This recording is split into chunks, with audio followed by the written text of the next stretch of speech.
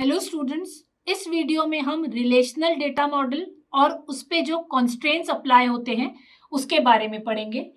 Constraints, restrictions, rules, regulations with respect to data in a database, इसे हम ये बोल सकते हैं। कॉन्स्ट्रेंट्स के थ्रू हम रूल्स एंड रेगुलेशंस डिफाइन करते हैं और ये डेटाबेस के अंदर डेटा की एंट्री को किसी तरीके से रिस्ट्रिक्ट करते हैं। कॉन्स्ट्रेंट्स जो है उनको हम बेसिकली 3 कैटेगरी में डिवाइड कर सकते हैं।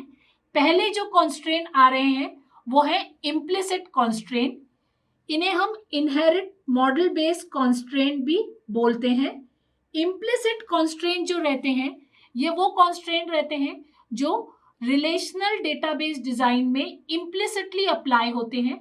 जैसे कि जब हम एक रिलेशन की बात करें तो एक रिलेशन में 2 टपल्स के अंदर सारे एट्रीब्यूट्स की वैल्यू सेम नहीं हो सकती। ये एक इम्प्लिसिट कॉन्स्ट्रेंट है। जैसे कि यहाँ पे हमें एक टेबल दिख रहा है जहाँ पे बच्चों के रोल नंबर है, मार्क्स है और रिमार्क है। अब एक रिलेशनल टेबल के अंदर ये तीनों वैल्यूज किसी भी 2 टपल की मैच नहीं हो सकती। ये एक इम्प्लिसिट या इनहेरिटेड कॉन्स्ट्रेंट है। दूसरी कैटेगरी आती है हमारी एक्सप्लिसिट कॉन्स्ट्रेंट की। एक्सप्लिसिट कॉन्स्ट्रेंट वो होते हैं जो हम डेटाबेस डेफिनेशन के थ्रू डिफाइन कर सकते हैं। एक्सप्लिसिट कॉन्स्ट्रेंट्स जो रहते हैं वो हम during schema designing phase table की जब हम डेफिनेशन या क्रिएट टेबल कमांड्स देते हैं तब हम स्पेसिफाई कर सकते हैं। एक्सप्लिसिट कॉन्स्ट्रेंट बताते हैं कि किन एट्रीब्यूट्स के अंदर हम नल वैल्यू इंक्लूड नहीं कर सकते, किन एट्रीब्यूट्स के अंदर यूनिक वैल्यू ही होनी चाहिए, या फिर एक पर्टिकुलर एट्रीब्यूट क्या सेट ऑफ वैल्यूज एक्वायर कर सकता है। तो जो रेंज स्पेसिफाई करते हैं या इन्यूमरेटेड या यूजर डिफाइंड डेटा टाइप भी डिफाइन करते हैं, ये सब comes under explicit constraints.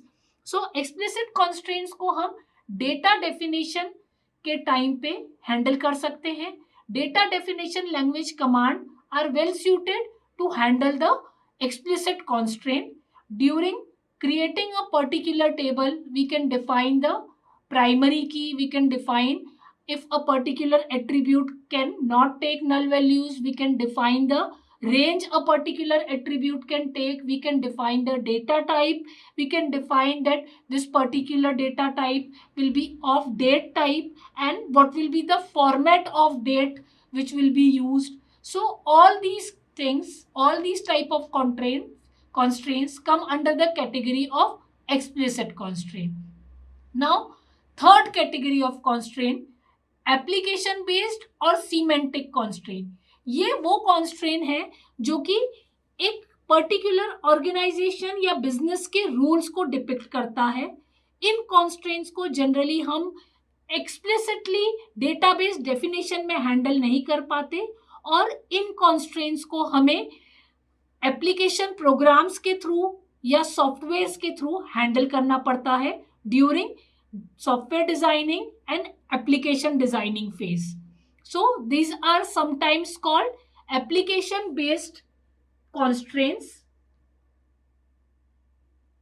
application based constraints or semantic constraints also. So all the 3 constraints have specific functionalities. They are applied at different levels and they have to be handled carefully. Now when we talk about implicit constraint, these are also called inherent constraints और ये inherit होते हैं। Basically एक relation की definition जब हम बोलते हैं तो हम ये स्पेसिफाई करते हैं कि रिलेशन के अंदर कोई भी 2 टपल्स सेम एट्रीब्यूट सेट नहीं ले सकते, तो ये एक इम्प्लिसिट कॉन्स्ट्रेंट हुआ। वहीं पे एक्सप्लिसिट कॉन्स्ट्रेंट वो कॉन्स्ट्रेंट है जो कि हम स्कीमा डेफिनेशन में डिस्क्राइब कर सकते हैं, जैसे one to many relationships or the mapping cardinalities. These can also be defined as to how primary key and foreign key can be connected. So these kind of relationships or these kind of constraint can also be described during data definition language और schema designing phase. जैसे कि एक student multiple course के लिए opt कर सकता है, एक स्टूडेंट को मल्टीपल टीचर पढ़ा सकते हैं, इस टाइप का कॉन्स्ट्रेंट, या एक लाइब्रेरी के अंदर जो बुक है वो एक ही स्टूडेंट इशू कर सकता है। इस तरीके के जो कॉन्स्ट्रेंट है वो सब एक्सप्लिसिट कॉन्स्ट्रेंट के अंदर आते हैं। उसके बाद आते हैं हमारे एप्लीकेशन बेस्ड कॉन्स्ट्रेंट या सीमेंटिक कॉन्स्ट्रेंट भी इन्हें बोला जाता है, जो कि एक ऑर्गेनाइजेशन या बिजनेस के स्पेसिफिक जो रूल्स एंड रेगुलेशन रहते हैं उनको डिपिक्ट करते हैं, और जनरली इन पर्टिकुलर कॉन्स्ट्रेंट्स को एनफोर्स करने के लिए हमको एप्लीकेशन प्रोग्राम या सॉफ्टवेयर फेस के थ्रू इनको हैंडल करना पड़ता है। So we will study all the constraints in detail in the next video. Thank you.